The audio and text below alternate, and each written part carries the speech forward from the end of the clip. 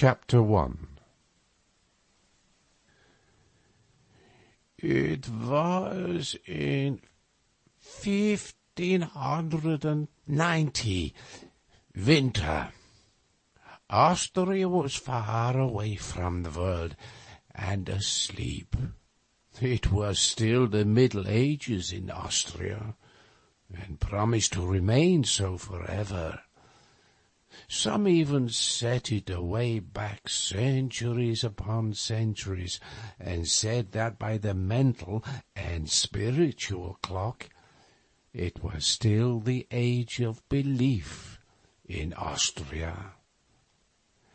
But they meant it as a compliment, not a slur, and it was so taken, and we were all proud of it. I remember it well, although I was only a boy, and I remember, too, the pleasure it gave me. Yes, Austria was far from the world, and asleep, and our village was in the middle of that sleep, being in the middle of Austria. It drowsed in peace in the deep privacy of a hilly and woodsy solitude, where news from the world hardly ever came to disturb its dreams, and was infinitely content. At its front flowed the tranquil river, its surface painted with cloud forms and the reflections of drifting arcs and stone boats. Behind it rose the woody steeps of the base of the lofty precipice. From the top of the precipice frowned a vast castle, its long stretch of towers and bastions mailed in vines. Beyond the river, a league to the left, was a tumbled expanse of forest-clothed hills, cloven by winding gorges where the sun never penetrated, and to the right a precipice overlooked the river, and between it and the hills just spoken of lay a far-reaching plain, dotted with homesteads, nested among orchards and shade trees. The whole region, for leagues around, was the hereditary property of a prince, whose servants kept the castle always in perfect condition for occupancy. But neither he nor his family came there oftener than once in 5 years. When they came, it was as if the Lord of the world had arrived, and had brought all the glories of his kingdom along. And when they left a calm behind, which was like a deep sleep which follows an orgy. Oh, Esseldorf was a paradise for us boys. We were not overmuch pestered with schooling. Mainly we were trained to be good Christians, to revere the Virgin, the Church, and the saints above everything. Beyond these matters we were not required to know much, and in fact not allowed to. Knowledge was not good for the common people, and could make them discontented with the lot which God had appointed them, and God would not endure discontentment with his plans. We had 2 priests. One of them, Father Adolf, was a very zealous and strenuous priest, much considered. There may have been better priests in some ways than Father Adolf, but there was never one in our commune who was held in more solemn and awful respect. This was because he had absolutely no fear of the devil. He was the only Christian I have ever known to whom that could be truly said. People stood in dread of him on that account, for they thought that there must be something, supernatural about him, else he could not be so bold and so confident. All men speak in bitter disapproval of the devil, but they do it reverently, not flippantly. But Adolf's way was very different. He called him by every name he could lay his tongue to, and it made everyone shudder that heard him. And often he would even speak of him scornfully and scoffingly. Then the people crossed themselves and went quickly out of his presence, fearing that something fearful might happen. Father Adolf had actually met Satan face to face more than once, and defied him. This was known to be so. Father Adolf said it himself. He never made any secret of it, but spoke it right out. And that he was speaking true, there was proof in at least one instance. For on that occasion he quarrelled with the enemy, and intrepidly threw his bottle at him. And there, upon the wall of his study, was the ruddy patch where it struck and broke.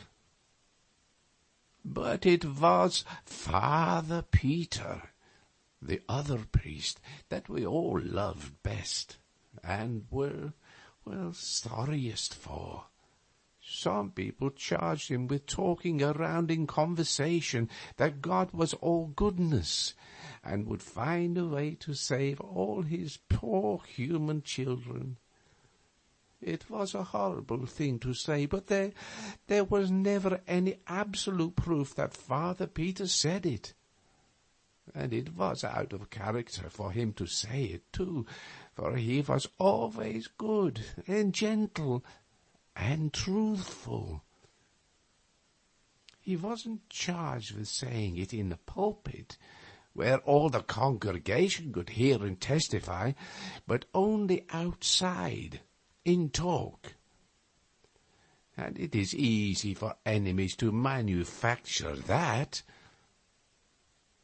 Father Peter had an enemy, and a very powerful one, the astrologer, who lived in a tumbled old tower up the valley, and put in his nights studying the stars. Oh, everyone knew he could foretell wars and famines, though that was not so hard, for there was always a war and generally a famine somewhere. But he could also read any man's life through the stars in the big book he had, and find lost property, and everyone in the village except Father Peter stood in awe of him. Even Father Adolf, who had defied the devil, had a wholesome respect for the astrologer when he came through our village wearing his tall, pointed hat and his long, flowing robes with stars on it, carrying his big book and a staff, which was known to have magic power. The bishop himself sometimes listened to the astrologer, it was said, for besides studying the stars and prophesying, the astrologer made a great show of piety, which would impress the bishop, of course. But Father Peter took no stock in the astrologer.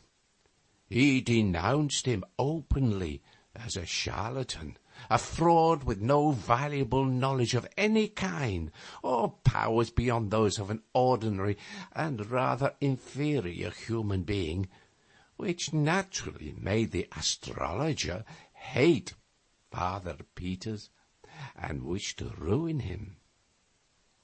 It was the astrologer, as we all believed, who originated the story about Father Peter's shocking remark and carried it to the bishop. It was said that Father Peter had made the remark to his niece, Margaret, though Margaret denied it and implored the bishop to believe her and spare her old uncle from poverty and disgrace. But the bishop wouldn't listen. He suspended Father Peter indefinitely, though he wouldn't go so far as to excommunicate him on the evidence of only one witness.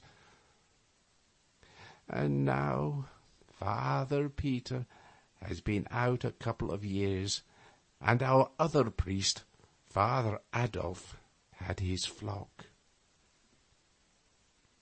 Those had been hard years for the old priest and Margaret. They had been favourites, but of course that changed when they came under the shadow of the bishop's frown. Many of their friends fell away entirely, and the rest became cool and distant. Oh, Margaret was a lovely girl of 18 when the trouble came, and she had the best head in the village, and the most in it. She taught the harp, and earned all her clothes and pocket money by her own industry, but her scholars fell away, one by one now. She was forgotten when there were dances and parties among the youth of the village. The young fellows stopped coming to the house, all except Wilhelm Meidling, and he could have been spared. She and her uncle were sad and forlorn in their neglect and disgrace, and the sunshine had gone out of their lives. Matters went worse and worse all through the 2 years. Clothes were wearing out, bread was harder and harder to get. And now, at last, the very end was come. Solomon Isaacs had lent all the money he was willing to put on the house, and gave notice that tomorrow he would foreclose. End of chapter 1.